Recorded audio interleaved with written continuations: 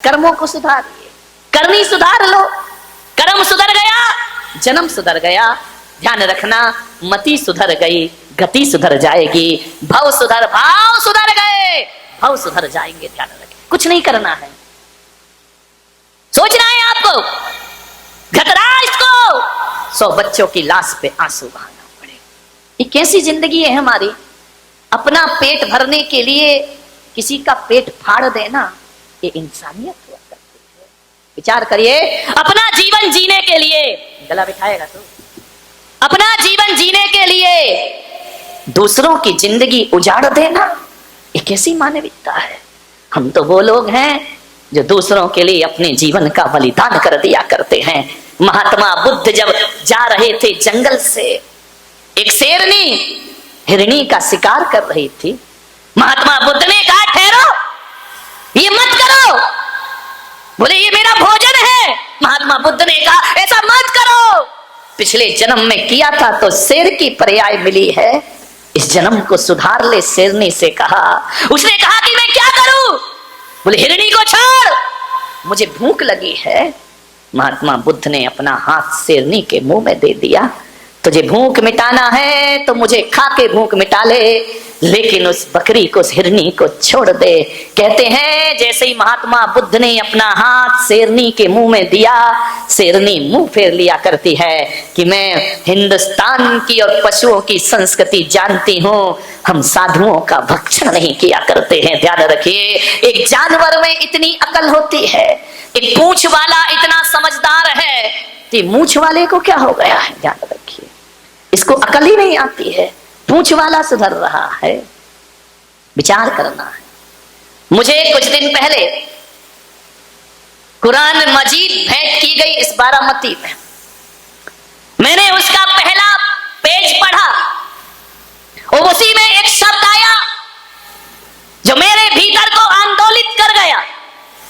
पहली लाइन लिखी है कि इस जगत का कोई भगवान है तो अल्लाह है, खुदा ही भगवान है, दूसरा कोई भगवान इस जगत में नहीं है। मैंने पढ़ा, क्या आपत्ति इसमें? अपने को कोई आपत्ति नहीं, लेकिन आगे की लाइन लिखी कि अल्लाह सब पे रहम करता है। वो लाइन पढ़ के मेरी निगाहें रुक गईं कि कुरान मजीद, कुरान शरीफ में कहा है कि अल्लाह सब पे रहम करता है। कुरान की किसी भी आयत में ये नहीं लिखा, आयतों में, कि कुरान अल्लाह केवल मुसलमान पे रहम करता है, ये कहीं नहीं कहा। उसमें तो ये लिखा अल्लाह सब पे रहम करता है, खुदा सब पे रहम करता है, सब पे दया करता है, केवल मुसलमान पे दया करता है। ये तो कुरान की किन्हीं भी आयतों में नहीं लिखा हुआ है। ध्यान रखिए, मैंने पूरा पढ़ते गया, मैंने कहा पढ़ूं तो इसमें लिखा क्या है? हर जगह लिखा है रहम करो, रहमो परवरदिगार, सब पर रहम करिए। और जो आदमी रहम नहीं करेगा, कयामत के समय खुदा आएगा, नेकी करने वालों को जन्नत में भेजेगा और बदी करने वालों को दोजख में जाकर के पटक दिया। जब सब पे रहम लिखा है अल्लाह का, तो पशुओं पे रहम क्यों नहीं मेरे भाई? प्रश्न तो मेरा यहां खड़ा हो जाता है। पशु पक्षियों पर बेरहमी क्यों? तीर्थंकर प्रत्येक प्राणी पे करुणा करते हैं। अवतार पुरुष ने प्रत्येक जीव को जीने का अधिकार दिया है, तो अल्लाह ने भी सृष्टि में सबको जीने का हक प्रदान किया है, किसी की हत्या करने का हक प्रदान नहीं किया है। किसी भी धर्म ग्रंथ में नहीं लिखा है कि आप हत्याएं करिए। ध्यान रखिए, मान्यवर। अमेरिका कहता है कि विश्व एक व्यापार है। अमेरिका का संदेश, विश्व एक व्यापार है और यहां केवल मनुष्य को जीने का अधिकार है। और ऋषि मुनि का देश मेरा भारत कहता है कि विश्व एक व्यापार नहीं, मेरा भारत तो कहता है विश्व एक परिवार है और यहां सभी को जीने का अधिकार है। वसुधैव कुटुंबकम, ये चिंतन है हमारे देश का कि परिवार है, पशु पक्षी हमारा परिवार है, एक इंद्रिय हमारा परिवार है, पेड़ पौधे हमारा परिवार है, सब हमारे परिवार हैं, सबको जीने का अधिकार है। ध्यान रखना, मान्यवर। सोचना है आदमी को क्या हो गया है? ऐसी बुद्धि मारी गई 21वीं सदी के इस इंसान की कि टीवी पर देखा, संडे हो या मंडे, रोज खाओ अंडे। आदमी तैयार हो गया, अब अभी एक चाल और चल गई है, अंडा शाकाहार है। ध्यान रखिए, माथा ठोक लिया मैंने, अंडा शाकाहार हो गया। अरे मेरे भाई बताइए, मुर्गी के गर्भ से पैदा हुआ है, बताओ आपने इंजेक्शन दे दे करके अंडे पैदा कर दिए हैं, अब इतने अंडे हो गए, इतने अंडे हो गए, इतने अंडे हो गए। जितनी पैदावार है उतनी खपत नहीं है अंडों की, लोग उतना खरीद नहीं रहे हैं। तो व्यापारियों ने एक षड्यंत्र रचा, बोले अभी अंडे खत्म कैसे होंगे, पैदा ज्यादा हो रहे, खपत कम हो रही है, क्या किया जाए। तो ध्यान रखना, व्यापारियों ने एक षड्यंत्र रचा कि अंडे को शाकाहार घोषित कर दिया जाए ताकि शाकाहारी कौम भी इसके गिरफ्त में आ जाए। ध्यान रखना है आपको, अंडा कभी शाकाहार नहीं हो सकता है। हाँ, मैं उस दिन शाकाहार मान लूंगा जब अंडा किसी पेड़ पर लटका हुआ दिखाई देगा, तो मैं कहूंगा अंडा बचाइए अपने बच्चों को। टीवी पर ऐसे विज्ञापन आते हैं, मैं तो कहता हूं संडे हो या मंडे कभी ना खाओ अंडे। ध्यान रखना, स्वर्गों में संडे मंडे नहीं होते। ध्यान रखना, स्वर्गों में संडे मंडे नहीं होते, मुनियों के साथ गुंडे नहीं होते, अहिंसा के हाथ में डंडे नहीं होते, और शाकाहारी की थाली में अंडे नहीं होते। ध्यान रखिए, शाकाहार उत्तम। आज अस्पतालों में जाकर के देखना तो शाकाहारी पेशेंट कम मिलते हैं, मांसाहारी पेशेंट ज्यादा मिला करते हैं। कैंसर की शिकायत है, टीबी की शिकायत है, ध्यान रखना, बीपी की शिकायत है, ये मांसाहारी लोगों को ज्यादा हुआ करती है। ध्यान रखिए, जो मांस भक्षण करते हैं उनसे अस्पताल भरे पड़े हैं। ध्यान रखना, मान्यवर आपसे मेरा एक निवेदन है, बड़ी विनम्रता के साथ खान पान पर विशेष ध्यान दीजिए। क्या खाना, कब खाना, कैसा खाना, कितना खाना, ये भोजन के लिए विचार करना है।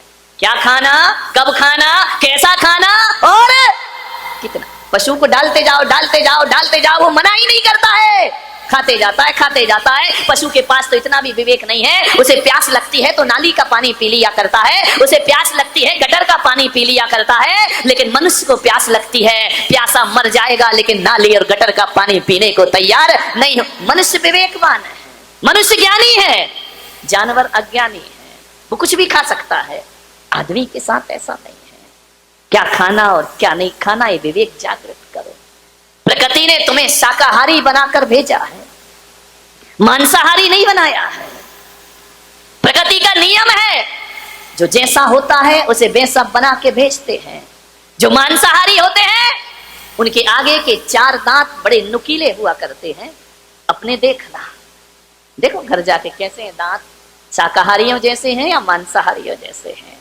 मांसाहारी प्राणी जब पानी पीता है तो जीभ से चाट के पीता है, और शाकाहारी होता है वह चाट कर पानी नहीं।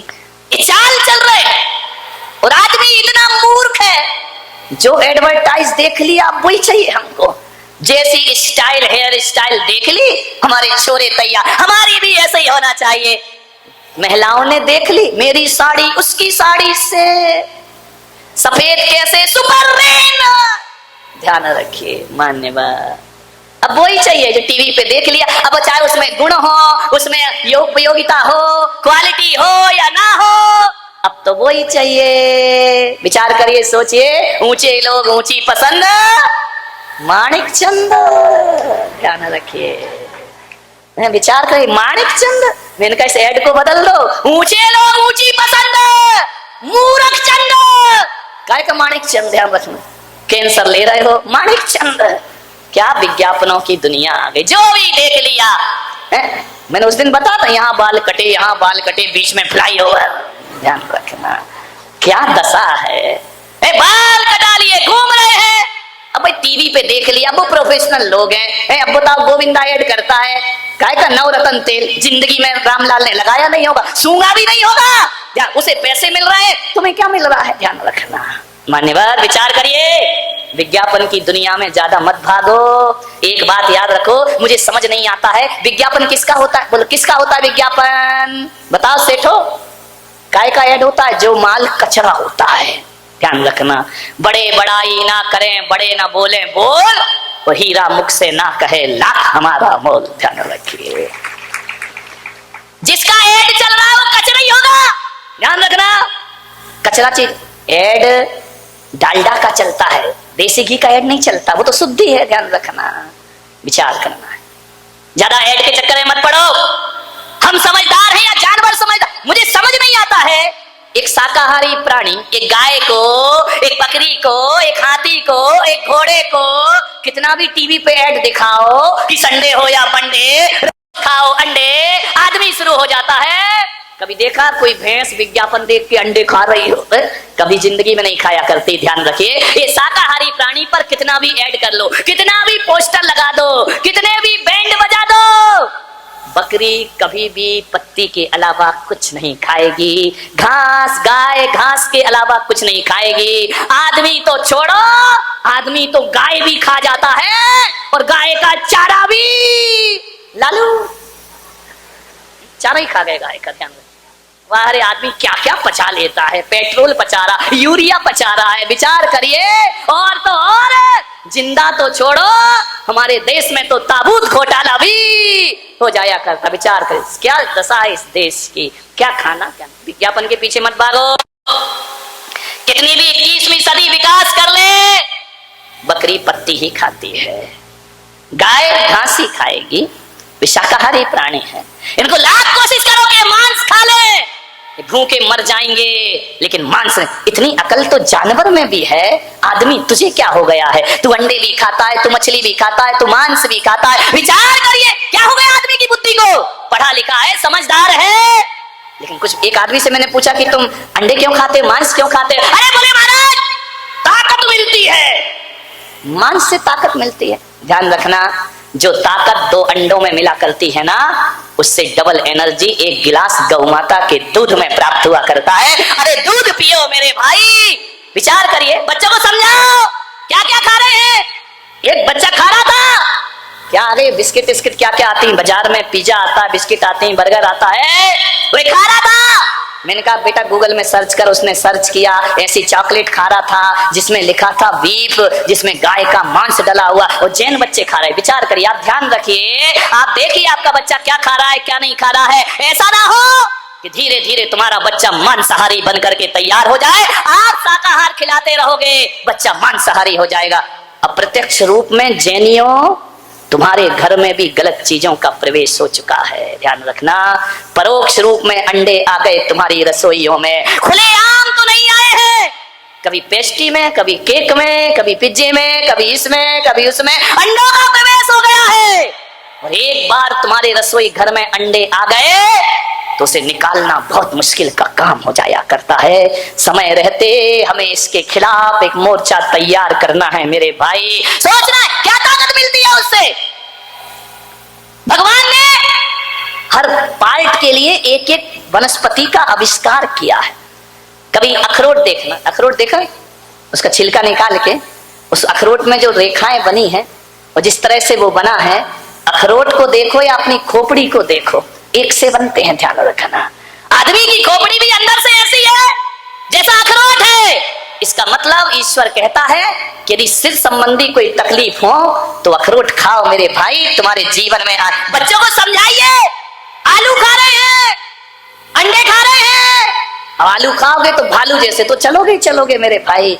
ध्यान रखना, हजारों रुपए लाखों रुपए बर्बाद करते हैं जिम जाने में, क्यों? स्लिम बॉडी चाहिए, ये मोटी बॉडी नहीं चाहिए। समझाओ उन्हें, स्लिम बॉडी चाहिए तो स्लिम चीजें खाइए। भेड़ खाओगे, बकरी खाओगे तो कहां से स्लिम हो जाओगे। ध्यान रखिए, स्लिम खाना है ना, भिंडी खाओ, कितनी दुबली पतली होती है बेचारी, बिल्कुल स्लिम बॉडी ऊपर से नीचे तक। भिंडी खाइए। लाल गाल करना है, लाल पाउडर मत लगाओ, लाल टमाटर लाल एप्पल खाइए, गाल लाल लाल।